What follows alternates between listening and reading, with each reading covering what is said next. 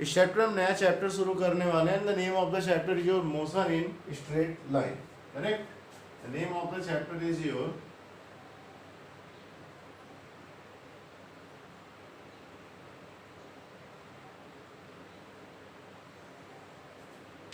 Motion in straight line.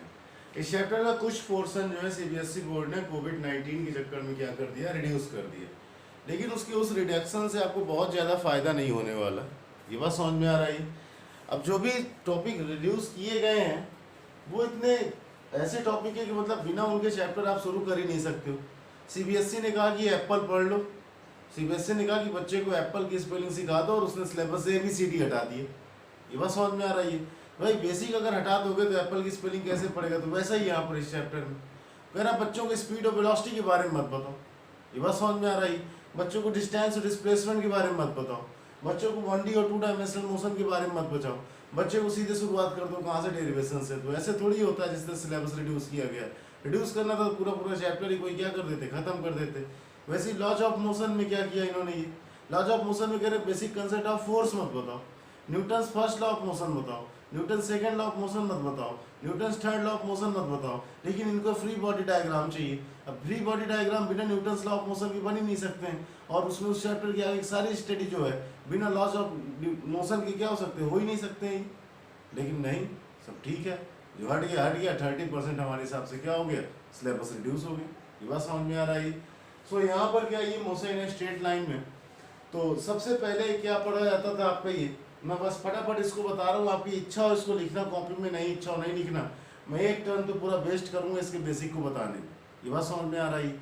यहाँ पर ये कहा जाता है कि ऑब्जेक्ट के पास जो, अगर ऑब्जेक्ट की स्टेट की बात की जाए तो ऑब्जेक्ट के पास कितनी स्टेट होती है, तो ऑब्जेक्ट के पास 2 स्टेट होती है। या तो ऑब्जेक्ट किस में रहता है आपका, ये रेस्ट में रहता है, या तो ऑब्जेक्ट किस में रहता है आपका, ये मोशन में रहता है। ये बात समझ में आ रही है? अब ऑब्जेक्ट रेस्ट में कब रहता है और ऑब्जेक्ट मोशन में कब रहता है, ये ऑब्जेक्ट को कब कहेंगे कि ऑब्जेक्ट रेस्ट में, और ये कब कहेंगे कि ऑब्जेक्ट मोशन में। ये बात समझ में आ रही है? आप किसी ऑब्जेक्ट को देखो, आपने एक पोजीशन पर खड़े रह के ऑब्जेक्ट को देखा, ऑब्जेक्ट कहीं दिखाई दिया, 2 घंटे बाद फिर देखा, फिर से वहीं पर दिखाई दे रहा, 3 घंटे बाद फिर से देखा, फिर से वहीं दिखाई दे रहा। तो क्या हो रहा है, ये टाइम तो बढ़ता चला जा रहा है, टाइम तो चेंज होता चला जा रहा है। कि ऑब्जेक्ट की पोजीशन में कोई चेंज आ रहा है? नहीं आ रहा है। तो अगर ऑब्जेक्ट की पोजीशन में टाइम के रिस्पेक्ट में कोई चेंज नहीं होता तो ऑब्जेक्ट किस में कहलाता है आपका, रेस्ट में कहलाता है। और अगर ऑब्जेक्ट की पोजीशन में टाइम के रिस्पेक्ट में चेंज होगा तो ऑब्जेक्ट क्या कहलाएगा आपका, मोशन में कहलाएगा। आप अपने घर की छत में चढ़ जाओ, कोई बर्ड है जो फ्लाई करते हुए चली आ रही है, आपने उसको देखा t=0 सेकेंड पर, तो वो यहाँ दिखाई दी। आप उसको 2 मिनट बाद देखोगे कि आपके सर के ऊपर ही दिखाई देगी, नहीं वो क्या थी, कहीं और चली गई होगी। इसका मतलब इस केस में क्या है, 0 से 2 मिनट में क्या हुआ, टाइम भी चेंज हुआ, ऑब्जेक्ट की पोजीशन भी क्या हुई आपकी, चेंज हुई। तो एक ऐसी सिचुएशन जिसमें पोजीशन के साथ साथ, टाइम के साथ साथ अगर पोजीशन चेंज होती तो ऑब्जेक्ट किस में कहलाता है, मोशन में कहलाता है। और एक ऐसी सिचुएशन जिसमें टाइम के साथ साथ पोजीशन चेंज नहीं होती है तो ऑब्जेक्ट किस में कहलाता है आपका, ये रेस्ट में कहलाता है। ये बात समझ में आ रही है? तो ये यहाँ पर बेसिकली क्या है, अगर कोई पूछे कि there are how many states of object, object के पास 2 ही स्टेट होती है, या तो ऑब्जेक्ट रेस्ट में रहेगा या तो ऑब्जेक्ट किस में रहेगा, मोशन में रहेगा। इस दूसरी स्टेट के अलावा ऑब्जेक्ट के पास कोई स्टेट नहीं होती। लेकिन मैं अगर पूछता कि ऑब्जेक्ट के पास कितनी स्टेट होती है तो आप इतने एक्सीलेंट हो तो आप कहते सर 3 स्टेट्स होती हैं, दैट इज सॉलिड, लिक्विड और क्या होती है आपकी, ये गैस होती है। तो वो स्टेजेस है, और यहाँ पर बात कर रहा हूँ मैं स्टेट्स। ये बात समझ में आ रही है? तो ऑब्जेक्ट के पास 2 ही स्टेट्स होगी, या तो ऑब्जेक्ट रेस्ट में रहेगा या तो ऑब्जेक्ट मोशन में रहेगा। अब ऐसा नहीं कि सर ऑब्जेक्ट अगर रुक रुक कर चले तो भाई जब रुक रहा है तब रेस्ट में, और जब चल रहा है तो किस में आपका, वो मोशन में। ये बात समझ में आ रही है? तो रेस्ट क्या होता है यहाँ पर आपका, ये that is your position of object, position of object does not change with respect to time. ये बात समझ में आ रही है? और मोशन में क्या होता है यहाँ पर आपका, ये that is your position of object changes with respect to time. ये बात समझ में आ रही है? तो जहां पर ऑब्जेक्ट की पोजीशन चेंज नहीं होगी तो ऑब्जेक्ट किस में कहलाएगा आपका, रेस्ट में। और जहां पर ऑब्जेक्ट की पोजीशन क्या हो जाएगी आपकी, चेंज हो जाएगी, तो ऑब्जेक्ट किस में कहलाने लगेगा आपका, ये दैट इज योर मोशन। ये बात समझ में आ रही है? तो बेसिकली ऑब्जेक्ट के पास 2 स्टेट्स होती हैं, उसकी रेस्ट और क्या होती है आपकी, ये मोशन में होती है। डन। अब यहाँ पर एक चीज और देखना ही कि ऑब्जेक्ट के पास कितने टाइप्स के मोशन होते हैं। ये बात समझ में, टाइप्स की मोशन का मतलब ऑब्जेक्ट की कोऑर्डिनेट एक्सिस का यूज करने की कैपेबिलिटी के हिसाब से उसके क्या देखते हैं, हमको टाइप्स ऑफ मोशन देखते हैं। तो यहाँ पर अगर अपन किसको डिवाइड करने जा रहे हैं मोशन को, किस में आप कहिए, अकॉर्डिंग टू कोऑर्डिनेट एक्सिस।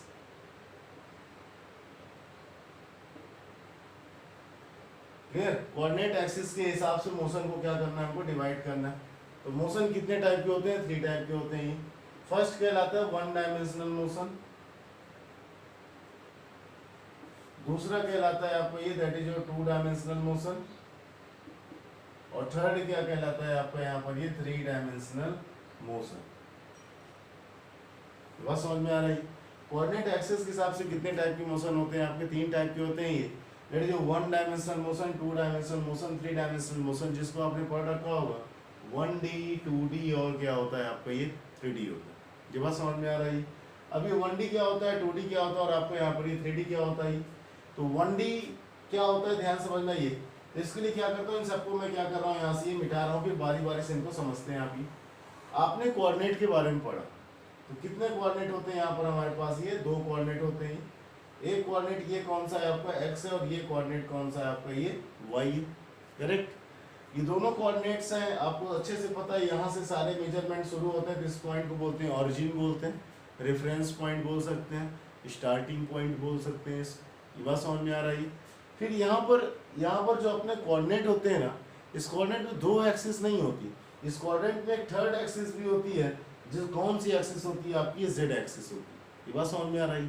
हमारे कोऑर्डिनेट सिस्टम में टोटल कितनी एक्सिस होती हैं, 3 एक्सिस होती हैं। First axis is your x axis, second axis y axis है, थर्ड एक्सिस कैसी है आपकी है z एक्सिस। ये बात समझ में आ रही है। अब यहाँ पर कोई कहे कि y और z एक्सिस के बीच में डिफरेंस कितना है, your answer must be your 90 degree. कोई पूछे z और x के बीच में एंगल कितना है आपका, तो आंसर कितना होगा 90 डिग्री। लेकिन कॉपी पर इस तरीके से z एक्सिस को ड्रॉ नहीं कर सकते, कॉपी बंद होगी नहीं। ये बात समझ में आ रहा है। तो z एक्सिस को किस तरीके से बनाया जाता है आपको, ये इधर की ओर बनाया जाता है ये। तो that will become how much, that is your z axis. ये बात समझ में आ रही है। अब यहाँ पर मैं पूछूं x और y के बीच में कितना एंगल है, 90 डिग्री। मैं पूछूं z और x के बीच में एंगल कितना है, ये भी कितना दिखना चाहिए आपको, 90 डिग्री। मैं पूछूं z और y के बीच में एंगल कितना है, ये भी कितना दिखना चाहिए आपको, 90 डिग्री। क्योंकि z एक्सिस कॉपी पर ड्रॉ इस तरीके से होती है, लेकिन एग्जैक्टली किस तरीके से रहती है, इस तरीके से रहती है, जो x के साथ भी 90 पर रहती है और y के साथ भी किस में रहती है आपकी, ये 90 पर रहती है। ये बात समझ में आ रहा है। तो जैसे अभी तक अपन सारे कोऑर्डिनेट को पढ़ते थे, किस तरीके के कोऑर्डिनेट्स रहते थे आपकी, ये दैट इज योर, सपोज यहाँ पर क्या है ये ऑरिजिन। सपोज मैंने कहीं पर लिख दिया 2,4, मैं कहता हूँ कि 2,4 को प्लॉट करो। सपोज अपने को z एक्सिस के बारे में नहीं पता, तो आप क्या करोगे, 2,4 है, x में कितना चलोगे आप 2 चलोगे, और y में कितना चल जाओगे आप 4 चल जाओगे। ये तो यहाँ से यहाँ मिला दोगे, ये कोऑर्डिनेट कौन सा हो जाएगा आपका, ये दैट इज योर 2,4 हो जाएगा। ये बात समझ में आ रही। लेकिन अगर इसी को लिख दिया जाए कि 2,4,5, इसका मतलब 2 किसकी वैल्यू थी यहाँ पर, x की, 4 किसकी वैल्यू थी y की, और 5 किसकी वैल्यू थी यहाँ पर ये z की। अगर हमारे पास 3 एक्सिसेस होती हैं, तो जब कोऑर्डिनेट्स अपन लिखने जाते हैं तो वहाँ पर कोऑर्डिनेट्स में भी कितनी वैल्यूज आएंगी, 3 वैल्यूज आएंगी। एक वैल्यू किसकी रहेगी आपकी x एक्सिस की, दूसरी किसकी रहेगी आपकी y एक्सिस की, और तीसरी वैल्यू किसकी रहेगी आपकी ये z एक्सिस की। ये बात समझ में आ रही है। सो यहाँ पर ये जो 2, 4, 5 आ रहा है, that is for your x axis, y axis, और किसके लिए आपको ये z एक्सिस के लिए। ये बात समझ में आ रही है। तो यहाँ पर क्या है आपका ध्यान समझ लीजिए। अगर मैं पूछूं कि ऑरिजिन का कोऑर्डिनेट कितना होगा, मैंने यहाँ पर क्या कर दिया, z एक्सिस को इस तरीके से यहाँ पर ये प्लॉट कर दिया, और मैंने यहाँ पर कहा ऑरिजिन का कोऑर्डिनेट कितना होगा ये। तो ऑरिजिन का कोऑर्डिनेट कितना होगा, तो your answer must be your sir 0,0,0, क्योंकि ऑरिजिन पर x की वैल्यू 0 होती है, y की वैल्यू भी 0 होती है, और z की वैल्यू भी कितनी होती है आपकी 0 होती है। ये बात समझ में आ रहा है, कोई प्रॉब्लम इसमें, डन। अब यहाँ पर ध्यान से समझना है एक चीज, अगर ये y एक्सिस है तो इसका अपोजिट जाओगे इधर माइनस y एक्सिस से मिल जाता है। अगर ये x एक्सिस है तो इसका अपोजिट इधर क्या हो जाएगा, माइनस x एक्सिस मिल जाएगा। अगर ये z एक्सिस है तो इसके पीछे क्या हो जाएगा आपको, माइनस z एक्सिस हो जाएगा। ये बात समझ में आ रही है, करेक्ट। अब यहाँ पर ध्यान समझना, सपोज ये आपका घर है और आप कहाँ पर खड़े थे, यहाँ पर ये ऑरिजिन पर आप इस तरीके से ये खड़े थे। ये बात समझ में आ रहा है, आप कहाँ पर खड़े थे, इस तरीके से ये ऑरिजिन पर आप यहाँ पर ये खड़े थे अपने घर पे, आपके घर वाले जाने लगे, और जब जाने लगे तो उन्होंने वाई एक्सिस में ताला लगा दिया और जेड एक्सिस में ताला लगा दिया, और तुमसे कहा कि भाई एक्स एक्सिस खुली है और एक्स एक्सिस में क्या करते रहना, तुम घूमते रहना। तो आप क्या करोगे, आप एक्स एक्सिस में ही घूम सकते हो। आप यहाँ से कहाँ होगे, यहाँ होगे, यहाँ से यहाँ होगे, यहाँ से यहाँ होगे। तो आप जो भी घूम रहे हो, या ज़्यादा से ज़्यादा आप इधर जाओगे, ज़्यादा से ज़्यादा आप इधर जाओगे। तो ये आपने किस टाइप का मोशन किया, ये कौन सा मोशन कर रहे हो आप यहाँ पर, ये स्ट्रेट लाइन मोशन कर रहे हो। ये बात समझ में आ रहा है। और स्ट्रेट लाइन मोशन आपको कब होगा, कोई भी ऑब्जेक्ट स्ट्रेट लाइन मोशन में कब जाएगा, जब वो कोऑर्डिनेट ज्योमेट्री के कितने एक्सिस का यूज करेगा, केवल एक एक्सिस का यूज करेगा ये। तो यहाँ पर केवल और केवल ये एक एक्सिस का यूज कर रहा है, ये केवल एक्स एक्सिस में ही बार बार आपको मूव करना है। तो आपका मोशन बार बार कैसा रहेगा, आपका ये स्ट्रेट लाइन रहेगा। और जब केवल एक ही एक्सिस यूज कर रहे हो, जिसको बोलते हैं वन डायमेंशनल मोशन। आपने केवल एक एक्सिस यूज की, इसलिए बोलते हैं वन डायमेंशनल, और इसको क्या बोलते हैं, वन डायमेंशनल मोशन। और वन डायमेंशनल मोशन को बोलते हैं motion in a straight line, या इसी को बोलते हैं अपन रेक्टिलिनियर मोशन। ये बात समझ में आ रही है। तो वन डायमेंशनल मोशन या motion in a straight line या रेक्टिलिनियर मोशन का इस चैप्टर से क्या हिसाब किताब है। इसका मतलब इस चैप्टर में जब भी ऑब्जेक्ट यूज करेगा, आप ऑब्जेक्ट जब भी मूव करेगा, हमेशा किस पाथ पर जाएगा, आपको स्ट्रेट पाथ पर जाएगा ये। और जब स्ट्रेट पाथ पर जाएगा केवल एक ही एक्सिस का यूज करेगा। ये बात समझ में आ रही है। चलो अगली बार फिर से आपके फादर घूमने गए, उन्होंने कहा कि इस बार एक्स और जेड को हम ब्लॉक करते हैं, वाई खुला है। भाई अगर वाई में भी केवल मूव करोगे तो या तो ऊपर जाओगे या तो नीचे जाओगे। तो अभी भी कौन सा मोशन है आपके पास, केवल ये, that is your straight line motion है। और स्ट्रेट लाइन मोशन है क्योंकि एक सिंगल एक्सिस का यूज कर रहे हो। तो चाहे आप केवल एक्स एक्सिस का यूज करो, चाहे केवल वाई एक्सिस का यूज करो, चाहे केवल जेड एक्सिस का यूज करो, बार बार आपका जो मोशन रहेगा कैसा रहेगा आपका, वो that is your straight line motion रहेगा। और स्ट्रेट लाइन मोशन में होता क्या है, ध्यान समझना। अगर आप एक्स एक्सिस का यूज कर रहे हो और अगर मैंने यहाँ पर लिख दिया 1, तो अगर मैं पूछूं यहाँ पर 1 है तो इसका कोऑर्डिनेट कितना होगा, तो आप कहोगे सर इसका कोऑर्डिनेट होगा 1,0, क्योंकि एक्स एक्सिस पर y की वैल्यू 0 होती है, सिमिलरली एक्स एक्सिस पर z की वैल्यू भी होती है। इसका कोऑर्डिनेट कितना हो जाएगा यहाँ पर 1,0,0। सिमिलरली अगर y एक्सिस में आप 1 पर हो तो इसका कोऑर्डिनेट कितना होगा, तो आप z को पहले भूल जाओ, तो 1 पर हो तो इसका कोऑर्डिनेट कितना लिखोगे आप, 0,1 लिखोगे, और z की वैल्यू भी कितनी आ जाएगी यहाँ पर आपकी, 0 हो जाएगी। सिमिलरली अगर आप z एक्सिस पर हो तो इसका कोऑर्डिनेट कितना होगा, जब आप ऑन द z एक्सिस हो तो x एक्सिस की वैल्यू 0 है, y एक्सिस की वैल्यू 0 है, z एक्सिस की कुछ ना कुछ क्या है आपकी वैल्यू। तो जब भी ऑब्जेक्ट वन डायमेंशनल मोशन में रहेगा तो उसके जो भी कोऑर्डिनेट्स रहेंगे उनमें से दो एक्सिस के कोऑर्डिनेट्स हमेशा 0 रहेंगे और उनमें से किसी भी एक एक्सिस के पास कोऑर्डिनेट रहेगा। तो ये प्रूफ हो जाएगा कि ऑब्जेक्ट का मोशन कैसा है आपका, ये वन डायमेंशनल मोशन। ये बात समझ में आ रही है। जैसे यहाँ पर क्या है आपको, ये 0 है, यहाँ पर ये 1 है। देखो दो एक्सिस के कोऑर्डिनेट यहाँ पर कैसे हैं, 0 है। यहाँ पर दो एक्सिस के कोऑर्डिनेट कैसे हो गए, 0 हो गए। यहाँ पर भी डबल एक्सिस के कोऑर्डिनेट कैसे हो चुके हैं आपके, 0 हो चुके हैं। तो केवल एक ही एक्सिस के पास क्या है आपकी कोऑर्डिनेट है, तो ये कैसा मोशन हो गया आपका, ये that is become your one dimensional motion हो गया। ये बात समझ में आ रही है।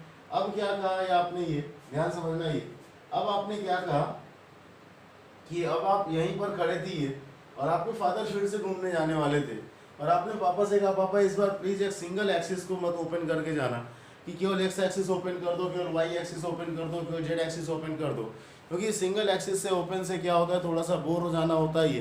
तो आपके फादर ने क्या किया, इस बार आपके पास ये कुछ और एक्सिसेस को क्या कर दिया, आपके पास ओपन कर दिया। तो आपके फादर ने क्या कहा कि इस बार जो है एक्स और वाई एक्सिस दोनों को ओपन कर दिया, केवल किसको ब्लॉक किया, जेड एक्सिस को। तो आप एक्स और वाई एक्सिस कहीं पर भी क्या कर सकते हो, आप ये दैट इज योर घूम सकते हो। ये बात समझ में आ रही है। जब एक्स और वाई एक्सिस में कहीं पर भी क्या हो सकता है, आप ये घूम सकते हो, तो उस कंडीशन पर क्या हो जाएगा ये, तो आप यहाँ से देखोगे तो आप इस तरीके से घूमने लगे, क्योंकि ये वो रीजन है जो किससे मिलकर बना हुआ है आपका, ये एक्स एक्सिस और वाई एक्सिस से मिलकर बना हुआ। जब आपके पास एक्स और वाई एक्सिस खुली तो आप केवल एक्स एक्सिस में नहीं घूमोगे, केवल वाई एक्सिस में नहीं घूमोगे, क्योंकि केवल एक्स एक्सिस में गए तो वन डायमेंशनल मोशन, केवल वाई एक्सिस में गए तो वन डायमेंशनल मोशन। तो एक ऐसे रीजन में घूमो ना जहाँ पर दोनों एक्सिस का क्या हो जाए आपका, ये यूज हो जाए। ये बात समझ में आ रही है। तो आप उस एक्स और वाई एक्सिस से जो मिलकर बनी हुई ज्योमेट्री है उस रीजन पर क्या करोगे, आप यहाँ पर ये घूम रहे होगे। ये बात समझ में आ रही है। तो यहाँ पर एक्स और वाई एक्सिस से जो बनी हुई ज्योमेट्री है ये कौन सी आपकी, ये वाली। तो आप इसी रीजन पर क्या करते रहोगे, आप यहाँ से ये घूमते रहोगे। तो ये समस्या है इसमें ये। So that is your X axis and that is your what, Y axis.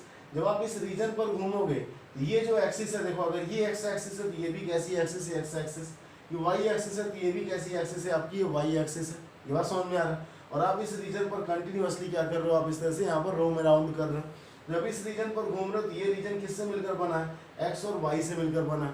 तो एक ऐसा रीजन जो दो एक्सिस से मिलकर बना होता है, उस रीजन को क्या बोलते हैं यहाँ पर, ये दैट इज योर प्लेन बोलते हैं। क्या बोलते हैं उसको, अपन प्लेन बोलते हैं। ये बात समझ में आ रही है। तो जब प्लेन पे आप घूम रहे हो, तो सपोज आप यहाँ पर थे, यहाँ पर सपोज कोऑर्डिनेट कितना था 2,4, आप घूमते घूमते यहाँ पर आ गए, सपोज कोऑर्डिनेट हो गया 5,6। क्योंकि आप यहाँ पर अगर इस रीजन में हो तो x की वैल्यू भी कुछ होगी, y की वैल्यू भी कुछ होगी। हाँ, इस रीजन पर z की वैल्यू 0 होगी, क्योंकि यहाँ पर z एक्सिस इन्वॉल्व नहीं है। इस रीजन पर भी z की वैल्यू कितनी होगी, 0 होगी। तो यहाँ पर देखो, जब आप 2 डायमेंशनल मोशन में जाते हो, तो जब कोऑर्डिनेट लिखते हो तो कोऑर्डिनेट में कम से कम 2 कोऑर्डिनेट के पास वैल्यू होगी, और एक कोऑर्डिनेट क्या होना चाहिए आपका, ये 0 होना चाहिए। ये बात समझ में आ रही है। तो अगर आपको ये रीजन घूमने को दिया गया है, ये रीजन x और y से मिलकर बना हुआ है, आप यहाँ पर डबल डबल कोऑर्डिनेट्स यूज कर रहे हो, x के कोऑर्डिनेट भी यूज कर रहे हो, y के कोऑर्डिनेट्स भी यूज कर रहे हो, तो इसका मतलब आप दो दो एक्सिस का यूज कर रहे हो। तो इस टाइप के मोशन को क्या बोलते हैं अपन, that is said to be your 2 dimensional motion. क्या बोलते हैं इसको, 2 डायमेंशनल मोशन। और जिसका नाम क्या होता है आपको फर्दर, ये मोशन इन अ प्लेन। कोई प्रॉब्लम इसमें, ये डन। फिर यहाँ पर सपोज आपके फादर ने x एक्सिस को ब्लॉक किया होता, तो आप केवल y और z एक्सिस में जाते, तो यहाँ पर y और z एक्सिस से मिली हुई ज्योमेट्री को मैंने क्या कर दिया, यहाँ पर ये ड्रॉ कर दिया। और अगर ये ज्योमेट्री जो है, अगर ये y और z से मिलकर बनी हुई है, तो यहाँ पर कहीं भी घूमोगे तो चूंकि x नहीं है तो x का कोऑर्डिनेट तो 0 रहेगा, बाकी y और z के कोऑर्डिनेट रहेंगे यहाँ पर। ये बात समझ में आ रही है। तो ये भी कैसा एक प्लेन है। ये जो प्लेन था किससे मिलकर बना था, x और y से। इसको क्या बोल देते हैं अपन, एक्स वाई प्लेन बोल देते हैं। ये प्लेन है y और z से मिलकर बना है, तो इसको क्या बोल देते हैं अपन, ये YZ प्लेन बोल देते हैं। और यहाँ पर अगर इस प्लेन की बात कोई करेगा, ये जो प्लेन है किससे मिलकर बना हुआ है, ये Z एक्सिस और x एक्सिस से मिलकर बना हुआ है, इसलिए इसको क्या बोल देते हैं अपन, ये XZ प्लेन बोलते हैं। ये बात समझ में आ रहा है, कोई प्रॉब्लम इसमें, डन। अब जैसे व्हाइट बोर्ड के आपका एक दीवार, अगर इस दीवार में एक छिपकली चलेगी, एक लिजर्ड है जो इस दीवार पे क्या कर रही है, आपकी मूव कर रही है। एक स्नेक है, वो स्नेक क्या कर रहा है, आपका फ्लोर पे क्या कर रहा है, मूव कर रहा है। तो पूछा जाता है ये किस टाइप का मोशन है। ये बात समझ में आ रहा है। तो यहाँ पर कहानी थोड़ी सी ऐसी ही है कि जब डिजर्ट क्या करते, जब आपका लेजर्ड जो छिपकली है, जब वो दीवार पर चलती है, तो दीवार में भाई 2 ही एक्सिस होगी। अगर एक x एक्सिस होगी, दूसरी y एक्सिस, फिर x एक्सिस है, फिर y एक्सिस। तो दीवार क्या है आपकी, एक प्लेन है। वॉल क्या आपका एक प्लेन है। ये बात समझ में आ रही है। और अगर वॉल अगर आपका प्लेन है, तो इसका मतलब क्या हो गया आपका, ये कि वो केवल 2 ही एक्सिस का यूज कर रही है। इसका मतलब जो लिजर्ड का मोशन होता है, स्नेक है जो फ्लोर पर क्या कर रहा है, आपका रेंग रहा है, तो उसका भी मोशन कैसा होगा आपका, 2 डायमेंशनल मोशन होगा। क्योंकि जिस फ्लोर की बात करोगे वो भी स्क्वायर रेक्टेंगल में ही होगा, और स्क्वायर रेक्टेंगल में अगर x एक्सिस है, उधर भी x एक्सिस, इधर y एक्सिस, उधर भी y एक्सिस, तो 2 ही एक्सिस है अपने पास, ये तो 2 ही एक्सिस का यूज कर रहा है वो, तो उसका मोशन भी कैसा होगा आपका, ये दैट इज जो 2 डायमेंशनल मोशन होगा। ये बात समझ में आ रही है। तो छिपकली दीवार में कौन सा मोशन होता है, दैट इज जो 2 डायमेंशनल मोशन होता है। फिर इसके बाद आते हैं 3 डायमेंशनल मोशन। और 3 डायमेंशनल मोशन को क्या बोलते हैं अपन, that is said to be your motion in a plane. Clear, 3 dimensional motion. Okay, now coming to the third, that is your 3 dimensional motion. अब ऑब्जेक्ट क्या करे आपका, ये कहीं स्पेस में चला जाए, ये ऑरिजिन है, ऑब्जेक्ट कहीं स्पेस में क्या हो आपका, घूम रहा हो। जब स्पेस में घूम रहा होता है तो ये कहा जाता है कि ऑब्जेक्ट तीनों एक्सिस का क्या कर रहा है आपका, ये यूज कर रहा। ये बात समझ में आ रही है। मेरा पर्सनल मोबाइल थोड़ा सा क्या हो चुका है, खराब हो चुका है, तो ये कुछ ऐसे मोबाइल यूज कर रहा हूँ मैं घर के। इनका कैमरा मेरे हिसाब से बहुत अच्छा नहीं आ रहा, लेकिन फिर भी 2-4 दिन आपको मैनेज करना पड़ेगा, करेक्ट। तो 3 डायमेंशनल मोशन क्या होता है, जब ऑब्जेक्ट क्या होता है आपका, ये तीनों एक्सिस का यूज करता है, that is said to be 3 dimensional motion. मतलब जो ऑब्जेक्ट किस में रहेगा, आपके स्पेस में रहेगा। अब ऑब्जेक्ट स्पेस में कब रहेगा आपका, ये जैसे कोई कहे कि motion of butterfly, motion of mosquito, और मॉस्क्यूटो तो जमीन में रहेंगेगा नहीं ना, वो तो हवा में ही उड़ रहा होगा। और कोई भी चीज़ अगर हवा में रहती है किस में कहलाती है, वो स्पेस में कहलाती है। इसका मतलब इनका मोशन कैसा है आपका, ये 3 डायमेंशनल मोशन है। ये बात समझ में आ रहा है। ये 1 डायमेंशनल मोशन को क्या बोलते हैं, motion in straight line. 2 dimensional motion को क्या बोलते हैं, मोशन इन अ प्लेन, जो कि अगला चैप्टर है। और 3 डायमेंशनल को क्या बोलते हैं अपन, ये that is your motion in a space बोलते हैं। क्लियर। अब यहाँ पर चलते हैं थोड़ा सा, ये कुछ बेसिक डेफिनेशन को क्या करते हैं, कवर करते हैं फटाफट, ताकि इस चैप्टर का वो बेसिक पोर्शन जो रिमूव किया गया है वो इस स्लाइड में क्या हो जाए, आपका ही कवर हो जाए। तो सबसे पहले क्या होता है, डिफरेंस होता है आपका ये, लोग पूछते हैं what is the distance and what is your displacement. Clear? Distance और डिस्प्लेसमेंट के बीच में क्या होता है, कुछ डिफरेंस होता है। क्लास 9 में पढ़ रखा है आपने डिस्टेंस और डिस्प्लेसमेंट। जैसे यहाँ पर क्या है, ये सपोज आपका घर है और ये आपका स्कूल है। तो आप घर से स्कूल निकले तो सीधे तो नहीं आए होगे ना, किसी का अपने स्कूल के पास तो किसी का भी ऐसा घर नहीं होगा कि जो घर से बिल्कुल आँख बंद करके सीधे चले और स्कूल पहुंच जाए। नहीं, घर से निकले आप इधर चले इस तरह से टर्न लेते हुए आप यहाँ पर आ गई। ये वो रियल पाथ है जिससे होते हुए आप आए। इस पाथ को क्या बोलते हैं अपन, ये that is your actual path बोलते हैं। ये बात समझ में आ रही है? इसको क्या बोलते हैं अपन, एक्चुअल पाथ। ये रियली आप इसी रास्ते से होते हुए घर आए हो। क्लियर? फिर इसके बाद क्या है आपका ये कि यहाँ पर अगर कोई पूछे कि अब जैसे आप स्कूल की छत में खड़े हो, सॉरी आप घर की छत में खड़े हो और आपकी घर की छत से स्कूल दिखता है और आपसे कोई पूछे बेटा आपका स्कूल कहाँ है, छत पे वो भी बंदा खड़ा है, तो आप उसे ये नहीं बताओगे ना, देखो ये रास्ता जा रहा है, ऐसे ऐसे मुड़ते मुड़ते जाओगे, आप ये कहोगे सीधे वो रहा है स्कूल। ये बात समझ में आ रही है? अब वो रहा है स्कूल में क्या करोगे आप, एक फिंगर भी क्या करोगे, लगाओगे, क्योंकि स्कूल जिधर है उधर ही फिंगर दिखाओगे। अब ऐसा नहीं कि स्कूल इधर है आपके तो नहीं, वो रहा है स्कूल। ये बात समझ में आ रही है? जब इस तरीके से अपन अप्रोच करते हैं तो वहां पर हम स्कूल और घर के बीच क्या देख रहे हैं, ये शॉर्टेस्ट डिस्टेंस देख रहे हैं। और जब शॉर्टेस्ट पाथ यूज करते हैं तो उसको क्या बोल देते हैं अपन, डिस्प्लेसमेंट। मतलब अगर आपको घर से स्कूल जाना है डायरेक्ट तो आप इधर ही जाओगे और इतना ही जाओगे। अगर आप इतना ही किसी और डायरेक्शन में पहुंच जाओगे तो आप कभी भी घर से स्कूल नहीं जा पाओगे। इसका मतलब एक तो इसके पास ये मैग्नीट्यूड है, भाई इतना ही जाना है, इधर ही जाना है, तो इसके पास क्या आपकी डायरेक्शन है। ये कैसा हो गया यहाँ पर आपका, ये that is your shortest path. ये बात समझ में आ रही है? तो ये क्या हुआ आपका, ये शॉर्टेस्ट पाथ हुआ। तो डिस्टेंस और डिस्प्लेसमेंट बहुत ही बेसिक होता है, क्लास 9 में इसको आप बहुत अच्छे से पढ़ते हो ये। तो यहाँ पर क्या हो गया आपका, ये दैट इज योर ये शॉर्टेस्ट पाथ हो गया। और वो क्या हुआ आपका, ये that will become your actual path हो गया। इतनी बात समझ में आ रही है? डन। फिर यहाँ पर क्या हो गया आपका, ये तो जो ये एक्चुअल पाथ कवर करते हो इसको क्या बोल देते हैं अपन, ये दैट इज योर डिस्टेंस। जो ये शॉर्टेस्ट पाथ कवर करते हो इसको क्या बोल देते हैं आप, ये दैट इज योर डिस्प्लेसमेंट। ये बात समझ में आ रही है? कोई प्रॉब्लम इसमें? तो डिस्प्लेसमेंट क्या होता है यहाँ पर आपका, ये that is your actual path. और डिस्प्लेसमेंट क्या होता है आपका, ये that is your shortest path होता है ये। तो अगर जनरली देखा जाए, जनरली कि भाई अगर अपन एक प्लेस से कहीं दूसरे प्लेस तक जाते हैं तो नॉर्मली देखा जाता है कि डिस्टेंस की वैल्यू हमेशा डिस्प्लेसमेंट से क्या होती है आपकी, ज़्यादा होती। डिस्टेंस की वैल्यू हमेशा डिस्प्लेसमेंट से क्या होती है आपकी, ये ज़्यादा होती। इतनी बात समझ में आ रही है? ठीक। और डिस्टेंस हमेशा डिस्प्लेसमेंट ज़्यादा होता है, क्यों? क्योंकि जब आप घर से चले तो सपोज आपको कितना चलना पड़ा, 5 किलोमीटर। लेकिन जब अगर आप डायरेक्ट चलते तो कितना चलना पड़ता है यहाँ से, सपोज आपको ये 2 किलोमीटर। तो डिस्टेंस हमेशा डिस्प्लेसमेंट की कैसी होती है, आपसे ज़्यादा होती है। तो जो सेकेंड इक्वेशन बनती है वो ये बनती है यहाँ पर कि ये जो डिस्टेंस होती है ये नॉर्मली डिस्प्लेसमेंट से क्या होती है आपकी, ये ज़्यादा होती है। लेकिन एग्जाम में जो क्वेश्चन पूछा जाता है कि एक ऐसा केस बताओ जब डिस्टेंस डिस्प्लेसमेंट की इक्वल हो जाए। ये बात समझ में आ रही है? तो वो कैसा केस है जब डिस्टेंस डिस्प्लेसमेंट की इक्वल हो जाए? तो वो केस तब आता है जब ऑब्जेक्ट अगर ए से बी तक चले और ये सीधा ही निकल जाए, और ऑब्जेक्ट अगर स्ट्रेट लाइन चल रहा, यही ऑब्जेक्ट का एक्चुअल पाथ है और यही ऑब्जेक्ट का कैसा है आपका, ये शॉर्टेस्ट पाथ है। तो इस केस में डिस्टेंस और डिस्प्लेसमेंट क्या हो सकते हैं आपके, इक्वल भी हो सकते हैं। तो डिस्टेंस डिस्प्लेसमेंट से 99% केसेस में क्या रहेगी आपकी, ज़्यादा रहेगी।